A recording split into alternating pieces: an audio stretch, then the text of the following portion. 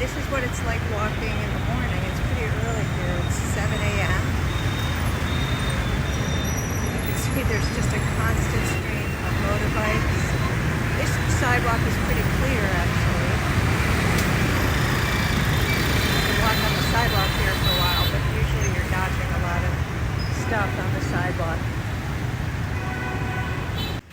For breakfast, I got this little egg custard tart. I forgot to film it before I took a bite. It was 40 cents. It's very small. Beautifully made. And look at that pastry shell. Very perfectly done. So that was 40 cents. And then I got another coffee, which was, I don't know, maybe 60 cents or something. But every time you order coffee here, they use all of this plastic. They have these little special carry bags for the coffee. I don't know what we were running around in Egypt about at that environmental conference, but this is a country of 100 million, and they are using quite a bit of plastic every day. Okay, today's the first day of the orientation. It's Monday. So they had two kinds, gà for chicken, okay, for beef. I know you are doing meat, but maybe in the future you change the mind, okay. So gà for chicken, okay, and for beef. And for this one, they serve with a phở khô. That means the broth on the side.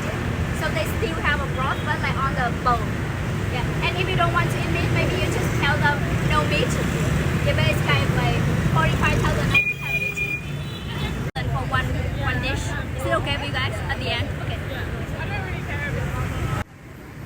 Isn't she terrific? She is just adorable. Everybody here has been so helpful. I'm very happy with the program, but Lana is she's so lovely and so enjoyable. When you So I come ordered this in and grapefruit sit down. juice. We're at lunch now with some of my It depends on what kind of colleagues. restaurant, actually. Flavor we put on the side, so that is a difference.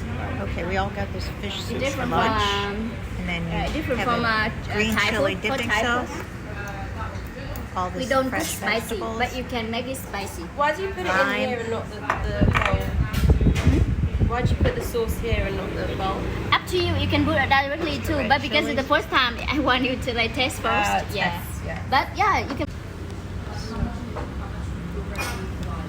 What's this? Fish ball. Chảo cá. We call chảo cá. So for the fish, This is fish. they just make ground fish, and then they mix the ball, and they steam it, and they put it here. So it also from fish, but just a different. Only food I've eaten in 24 hours is plain food. Got a tiger beer. I was determined Fresh to. food. Okay, I think a lot of you really want to know about the actual content of the orientation week that was provided to me from my agency. So here's a look at the schedule for the week.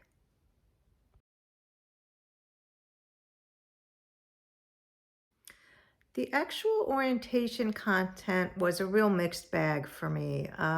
They did a long presentation on Vietnamese culture, and it was basically a Vietnamese woman just telling us how all her mom wants is for her to get married, and she's 30 years old, and everything she's accomplished, including all of her degrees and making a good living, doesn't matter to her mom. Her mom just wants her to get married. Well, okay, that's kind of similar in a lot of cultures. But she went on a lot about that. So there were a few tidbits in there about Vietnamese culture. For example, the average salary in Vietnam is $220 a month. So that was interesting and gives you a little insight as to why things are so cheap for us in dollars. Also made us feel bad because we as English teachers here make so much money compared to a Vietnamese person. I mean, working as a full-time English teacher here, my salary is going to be about $1,200 a month. And that's teaching like 20 hours a week. That's not including the preparation, but the actual teaching hours will be 20 hours a week. So I can live like a queen here on that. So in terms of the Vietnamese culture, it wasn't really that informative. Um, the other interesting thing for me was that there was a section on teaching and tips and advice for teaching. Well, I've been a teacher for 4 years in the US, and it was just unbelievable to me about how everything they taught us was everything the exact same that I had learned in the US, and all the websites that people were calling out that they use for classroom activities and games were the same American websites that I use in the States. So I was a little surprised by that. And a lot of just the same, I don't know, the same sort of cheers and chants, the exact same things that we say in the US. Some of the excursions were good. They took us to the Kochi tunnels, which I'm going to make a video on that. Very interesting. The Vietnam War Museum was very interesting, although devastating and gut-wrenching. And then there was another excursion to a farm where we had a cooking lesson and lunch. And that was kind of a disaster because the chef was this crazy misogynist, racist guy who was extremely offensive to us in the West. And it was almost like, oh, if that's what Vietnamese people are like, it was not a good introduction for us. So that one was a disaster, and I let them know that in my survey that I filled out at the end.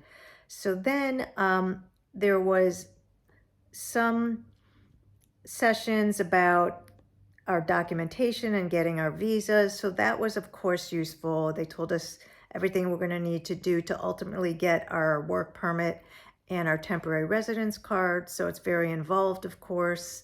I'm going through that process now. Maybe I can fill you in on that in another video. So that was important information.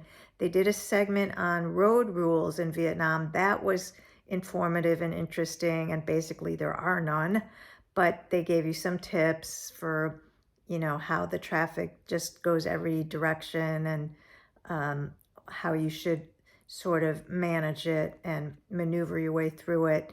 And then what was really the killer for me was we had about 3 sessions of Vietnamese language. And I'm going to be honest with you guys. I know this is a very defeatist attitude, but at this age, I can no longer learn a new foreign language. And it's particularly painful for me because as a young person, I was extremely interested in foreign languages. I studied a number of them, and I don't think I was particularly good at them, not the way my kids are. That's really their superpower. But I was a good student, and I did manage to get fairly proficient in a couple foreign languages. But now I don't know, that part of my brain is just not working anymore.